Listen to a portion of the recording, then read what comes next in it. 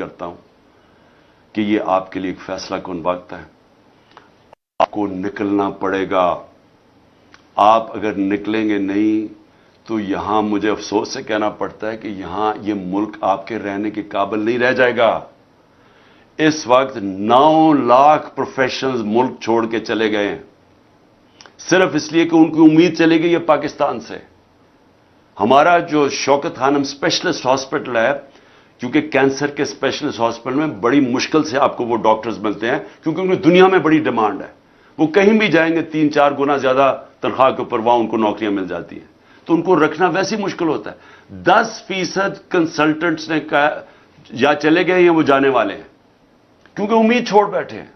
تو میں آپ سب کو کہتا ہوں کہ آپ نے باہر تو نہیں جانا نا، ہم نے تو یہی رہنا ہے. اس لیے ہم نے اپنے ملک کے لیے لڑنا ہے، ہم نے اپنے حقوق کے لیے لڑنا ہے، ہم نے اپنے سپریم کورٹ کے ساتھ کھڑے ہونا ہے، ہم نے اپنے آئین کے ساتھ کھڑے ہونا ہے اور اپنے ملک کو بچانا ہے. کل 4 شہروں کے اندر ہم ریلیز کر رہے ہیں. لاہور میں خود نکل رہا ہوں، کل ریلی کروں گا انشاءاللہ. اسلام آباد میں، پنڈی میں اور پشاور میں. لاہور اور پشاور میں اس لیے کیونکہ یہ دونوں کیپٹل ہیں پنجاب کے اور کے پی کے. ہم اس لیے ریلی نکال رہے ہیں کہ یہاں کے لوگوں کے ان کو ڈس انفرینچائز کر دیا ہے، یعنی ان کو حکومت اوپر وہ بٹھا دیے جو لوگوں کی منتخب کی ہوئی نہیں ہے، اور یہ اکتوبر تک ان کو بٹھانا چاہتے ہیں. اس لیے آپ کو نکلنا ہے ان ریلیز کے اندر. لیکن ہر کوئی ریلی پہ نہیں آ سکتا. تو میں نے ایک اور سارے پاکستان کے لیے اب اپیل کر رہا ہوں. ہم آپ کو پوائنٹس دیں گے سارے پاکستان میں. آپ نے صرف اپنے گھر سے نکل کے 5:30 اور 6:30 کے درمیان، میں صرف آپ کو یہ کہتا ہوں کہ اپنے گھر سے باہر نکلیں، اور وہ آپ کی یونین کاؤنسل کے اندر ہم ہر جگہ منتخب کر رہے ہیں. آپ نے وہاں نکلنا ہے، 1 گھنٹہ کھڑے ہو کے یہ کہنا ہے کہ ہم اپنے آئین کے ساتھ کھڑے ہیں، ہم اس ملک کے سپریم کورٹ اور چیف جسٹس کے ساتھ کھڑے ہیں. اصل میں آپ اپنے بچوں کے مستقبل کے لیے نکلیں گے، کیونکہ اس ملک کا کوئی مستقبل نہیں ہے جہاں آئین بھی ختم ہو جائے اور جہاں قانون ختم ہو جائے اور جہاں آپ کا سپریم کورٹ ختم ہو جائے. اس کا کوئی مستقبل نہیں ہے. تو آپ نے صرف ایک پیغام دینا ہے اس ملک کے سارے اداروں کو جو خفیہ کام کرتے ہیں پیچھے بیٹھ کے، جو ہینڈلرز ہیں اور یہ جو پی ڈی ایم کے لوگوں کو، ان سب کو میسج دینی ہے کہ قوم اس ملک میں یہ برداشت نہیں کرے گی کہ آپ یہاں کہیں کہ جناب ہم گورنمنٹ مانتی نہیں ہے سپریم کورٹ کا فیصلہ اور آئین کو نہیں مانتی.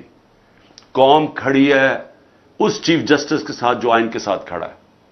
اور آپ کو میں سب آج پھر سے کہہ رہا ہوں، آپ نے اپنے گھروں سے باہر نکل کے، ہم نے بتایا ہوا ہے کہ کون کون سے سینٹر ہیں، مثلا زمان پاک ہے.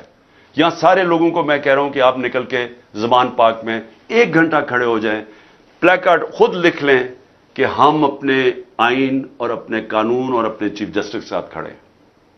صرف یہ میں آپ سے یہ کہتا ہوں. اور ہم 4 ریلیز بھی نکالیں گے، اور انشاءاللہ سارے پاکستان نے ایک پیغام دینا ہے ان کو، یہ جو پاور میں بیٹھے ہوئے ہیں، جو پاور نہیں چھوڑنا چاہتے اور جو ان کے پیچھے بیٹھے ہیں، کہ قوم کدھر کھڑی ہے. اور یہ میں اس لیے آپ کو سب کو کہہ رہا ہوں کیونکہ یہ ہمارا مستقبل داؤ پہ ہے. ہم کوئی سارے باہر نہیں ملک سے جا سکتے. ہم نے یہیں بیٹھ کے اپنے ملک کے مستقبل کے لیے اور اپنے بچوں کے مستقبل کے لیے، ہم نے اپنے حقوق کے لیے، اپنی حقیقی آزادی کے لیے یہیں بیٹھ کے جنگ لڑنی ہے. جو ہماری آئین کی دھجیاں اڑانے والی تیاریاں ہوئی ہیں پاکستان میں، جو اس ملک کے قانون اور رول آف لا کو پیروں کے اندر روندنے کی تیاری ہو رہی ہے، جو آ گئی پاکستانیوں کے فنڈامنٹل رائٹس کی. ہر روز ہمارے فنڈامنٹل رائٹس لیے جاتے ہیں ہمارے سے، ان کی قدر نہیں کی جاتی. بلکہ ایسے پاکستان میں حالات میں نے تو اپنی زندگی میں نہیں دیکھے جدھر طاقتور جو چاہے کر سکتا ہے، جو پیچھے سے ایک بند کمروں میں وہ فیصلے کرتے ہیں، وہ جو حکم کرتے ہیں، وہ جو مرضی اس ملک میں آپ کرنا چاہے کر سکتے ہیں. اور کسی قسم کی اگر ہماری ملک میں بچت ہو رہی ہے، میری پارٹی اور میں اپنی طرف سے کہنا چاہتا ہوں کہ اگر ہماری بچت ہوتی ہے تو وہ بس ایک چیز رہ گئی ہے پاکستان میں، وہ ہے ہماری عدلیہ. اور مجھے تو بڑی دیر کا ابھی تک جیلوں میں ڈال چکے ہوتے ہیں، ایک جیل سے دوسرے جیل میں جس طرح علی امین کو کیا ہے. تو اگر ہماری عدالتیں نہ ہوتی تو مجھے تو انہوں نے 140 یا 145 کیسز کر چکے ہیں، جس میں کرمنل کیسز ہیں، جس میں دہشت گردی کے کیسز ہیں، جس میں ایک کے اوپر میرے اوپر ایف آئی آر کاٹی گئی ہے غداری کی، پاکستان سے غداری کی، کیونکہ میں نے ڈرٹی ہیری کی توہین کر دی ہے، جس پہ میرے اوپر مذہب کی توہین کا کیس کر دیا گورنمنٹ نے، کہ شہباز شریف کو کوئی لوگوں نے یا ان کو کہیں آوازیں لگا دی مدینہ میں، تو اس میں میرے اوپر کیسے توہین مذہب لگ گیا. تو یہ ہو رہا ہے آج. میرے گھر کے اوپر حملے ہوئے ہیں، 24 گھنٹے میرے گھر کے اوپر حملہ کیا گیا. یعنی کوئی اس کی مثال ہی نہیں ہے کسی جمہوریت کے اندر جو ہوا ہے میرے ساتھ، اور پھر گولیاں قتل کرنے کا کیس. لیکن میرا چھوڑیں، مجھے تو 2 دفعہ قتل کرنے کے کیس تھا، ایک دفعہ وزیر آباد اور ایک دفعہ جوڈیشل کمپلیکس اسلام آباد میں. لیکن میں بات کر رہا ہوں جو میرے لوگوں سے ہو رہا ہے یہاں. تو یہاں تو صرف ہم ایک ہی طرف دیکھ رہے ہیں، عدلیہ کی طرف، اور ہم وہ لوگ ہیں جو ملک چھوڑ کے نہیں جانے والے ہیں. جو پہلے کیا ہوتا تھا کہ جیسی اپوزیشن میں آتا تھا، جب کیس شروع ہوتے تھے تو وہ ایک دم اپنے جدھر ان کے پیسے اور سب کچھ پڑا ہوا ہے وہ باہر بھاگ جاتے تھے، اور باہر رہتے تھے جب تک این آر او نہیں ملتا تھا تب تک واپس نہیں آتے تھے. تو ہم نے تو یہاں جینا مرنا ہے، ہم نے تو یہی ہمارا یہ ملک ہے. میری تو کوئی باہر پراپرٹیز، اور لنڈن تو چھوڑو، پاکستان میں تو پراپرٹی ہے، باقی دنیا میں کہیں اور پراپرٹی نہیں ہے، نہ کہیں پیسے ہیں نہ بینک اکاؤنٹس ہیں. تو اس لیے ہم نے تو اسی ملک میں آخری گیند تک لڑنا ہے. اب ہماری جو لڑائی ہے وہ ہے یہ مافیاز کے ساتھ اور ان کے ساتھ ہینڈلرز کے ساتھ. اور وہ کیا کوشش کر رہے ہیں کہ پاکستان میں جو ایک سپریم کورٹ جس کے اوپر ہم امید لگا کے بیٹھے ہوئے ہیں، جو پاکستان کے آئین کی صرف ایک ہی تشریح کر سکتا ہے، پاکستان کی آئین کی ایک ہی ادارہ، وہ ہے پاکستان کا سپریم کورٹ.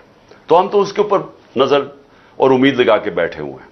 تو میں جو آپ سے آج بات خاص کرنے آیا تھا وہ پہلے میں آپ کو سمجھا دوں کہ اس وقت یہ جو میں آپ کو کہتا ہوں فیصلہ کن موڑ، یہ ہے کیا؟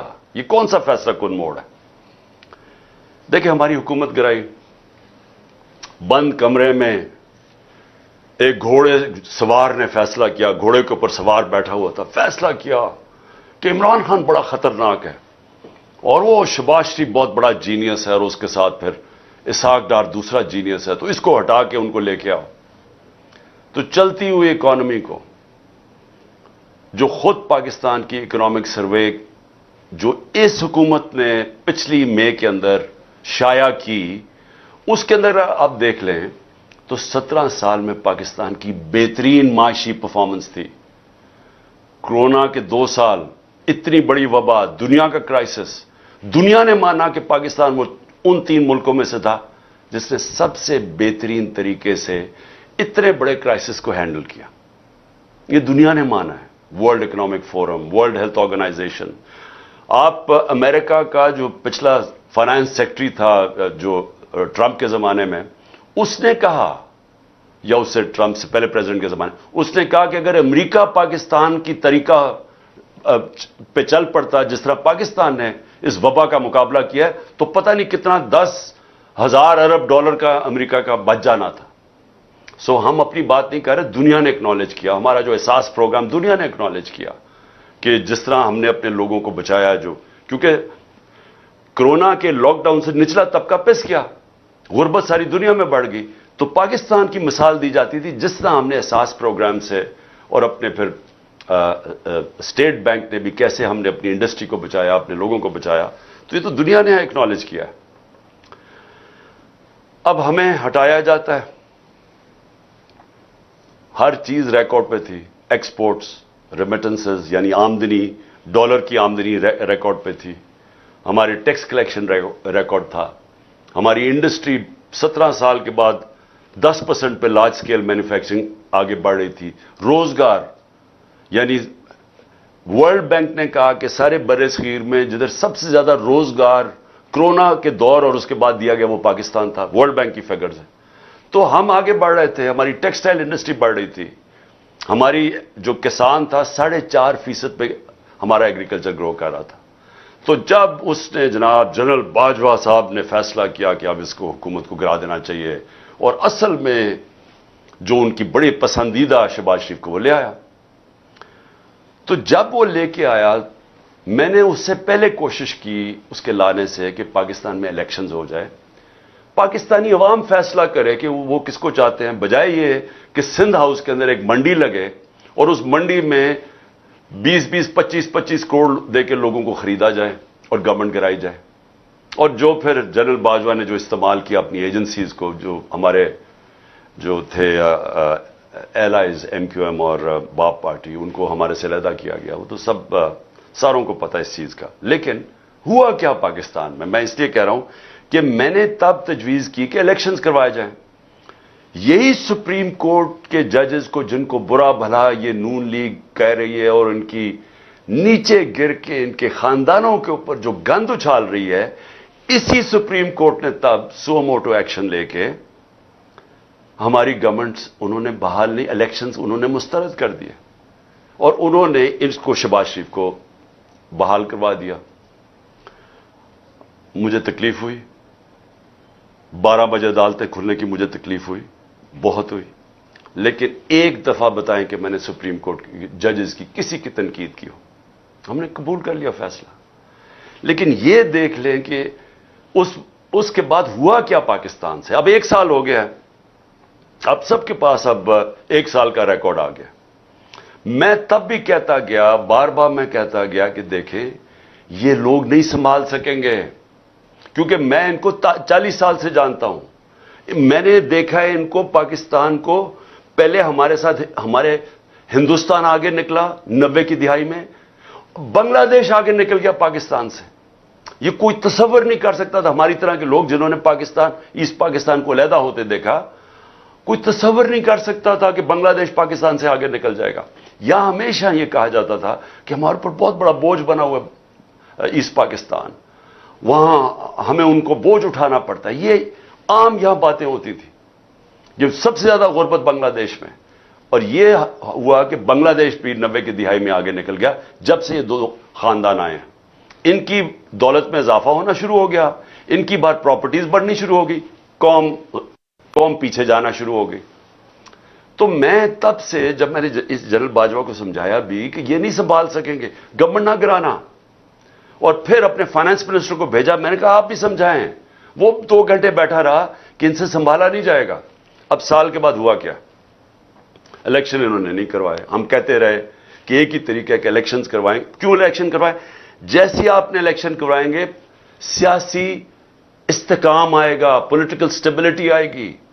پاکستان کی جو اکانومی بیٹھنے شروع ہو گئی تھی وہ ایک دم ایک افراتفری مچ گئی پاکستان میں، پولیٹیکل انسٹیبلٹی آ گئی، ایک نئی گورنمنٹ آ گئی، اس کو سمجھ ہی نہیں تھی۔ انہوں نے شروع میں جو فیصلے کیے ان کو تو سمجھ نہیں آ رہی تھی کیا کرنا ہے، کیونکہ یہ دونوں دفعہ 99 میں بھی اسحاق ڈار بینکرپٹ چھوڑ کے گیا پاکستان، اور 2018 میں بھی پاکستان کی تاریخ کا سب سے بڑا بیرونی خسارہ تھا، جس کو کرنٹ اکاؤنٹ ڈیفیسٹ کہتے ہیں، تاریخی تھا۔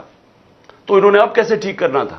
تو جو چلتی ہوئی اکانومی تھی 6% پہ گرو کر رہی تھی، جو سارے ٹارگٹس ہم آگے نکل گئے تھے اپنے ٹارگٹ سے، اور وہ اکنامک سروے میں لکھا ہوا ہے، اس اکانومی کو انہوں نے ان کے ہاتھ میں ڈال کے تو وہ نیچے جانا شروع ہو گئی۔